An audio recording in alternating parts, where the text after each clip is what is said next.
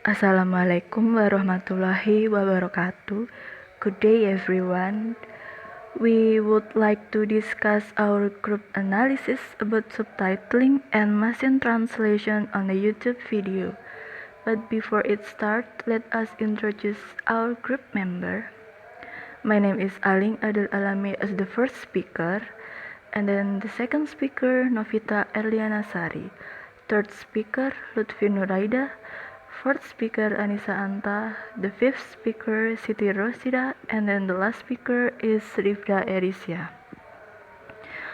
First of all, we took a video from YouTube platform. The title is The Egyptian Myth of Isis and the Seven Scorpions. So basically, this is narrative video with monologue. The length of this video is 3 minutes and 34 seconds. Then we transcribe this video into the original text. So this is the transcription of the narrative. The speaker of the video using English, and there are total 47 sentences on it. After that, we took a look on the manual translation, the original subtitle translated into target language, which is Indonesia, manually.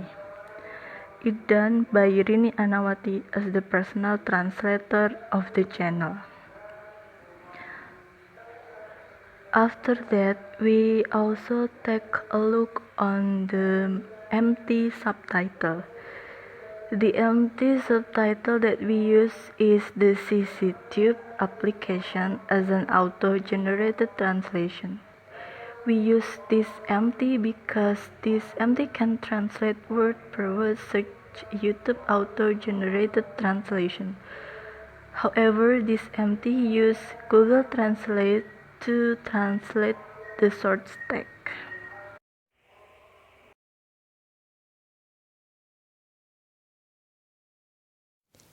My name is Novita Erliana Sari and my student number is 024. I would like to present about time coding.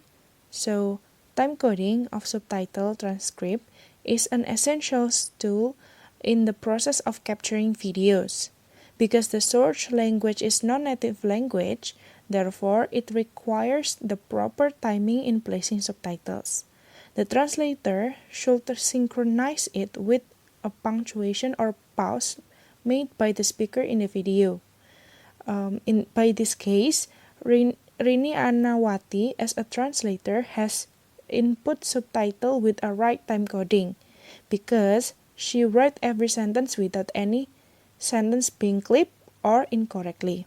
While the time coding in the empty translation or auto-generate translations appear the same as the time coding that done by the manual translations. The examples of the coding in this videos as follow.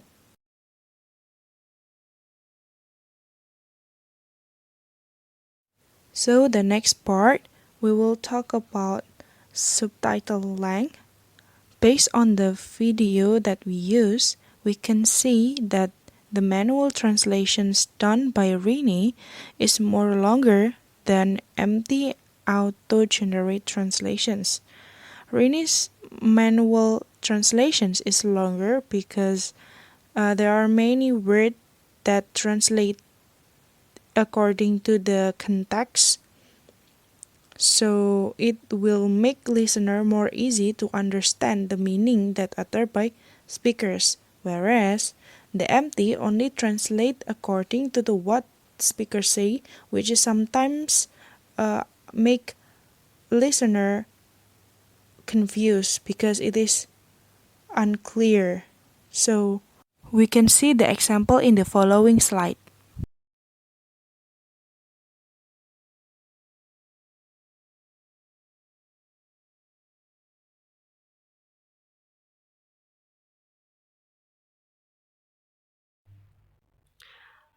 My name is Lutfi Nuraida. My student number is 012. So I would like to discuss about dialogue arrangement and the sentence structures. So the In our opinion, this video did not contain any dialogue arrangements because we took narrative video and the narrator retold the story.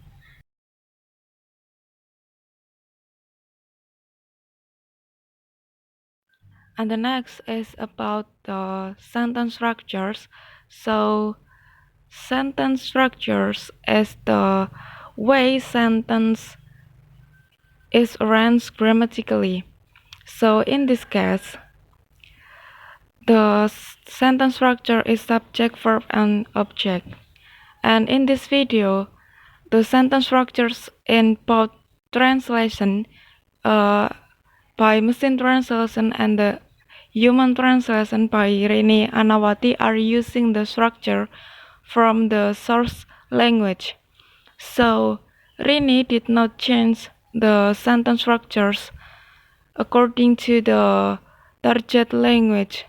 For example, in the second sentence, carrying a baby, she headed for the nearest village to beg for food. She translated into membawa seorang bayi, dia menuju ke desa terdekat untuk meminta makanan.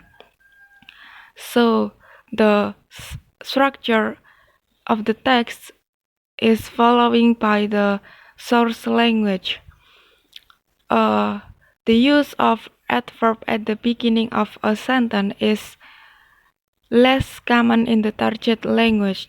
So, in our opinion, it is better to translate it into ia membawa seorang bayi menuju ke desa terdekat untuk meminta makanan, which easier to understand by the audience.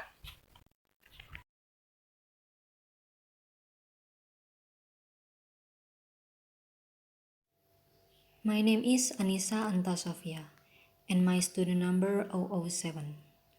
Next is diction. In a machine translation, it is literal translation since empty is lack of context. On the other hand, Rini Anawati as human translator considered the context of the narrative.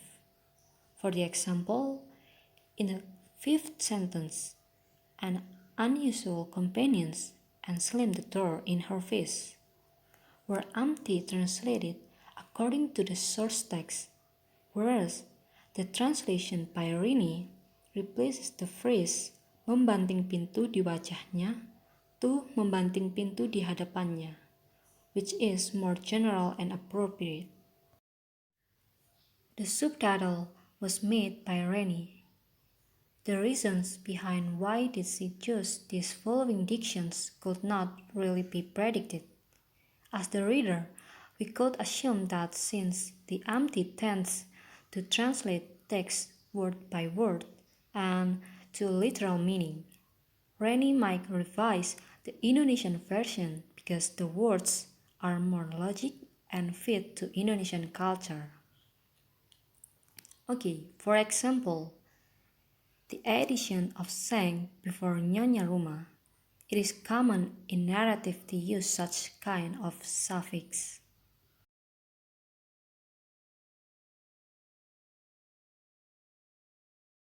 My name is Siti Roshida, my student number 04. Meaning transfer. In this video, Rini as human translator transfer the meaning in some number, which is change the meaning from machine translation into their words, such as in the number 15, she couldn't read using her powers. In machine translation, it translates dia tidak bisa mengambil risiko menggunakan kekuatannya, while Rini translates dia tidak mau menggunakan kekuatannya. And for number 19, as Isis and Horus settled into their humble accommodation. Empty translates as ketika Isis dan Horus menetap di akomodasi mereka yang sederhana, while Rini translates as Saat Isis dan Horus menetap di tempat penolong mereka yang baik hati. Here, menetap di akomodasi mereka yang sederhana, change into menetap di tempat penolong mereka yang baik hati.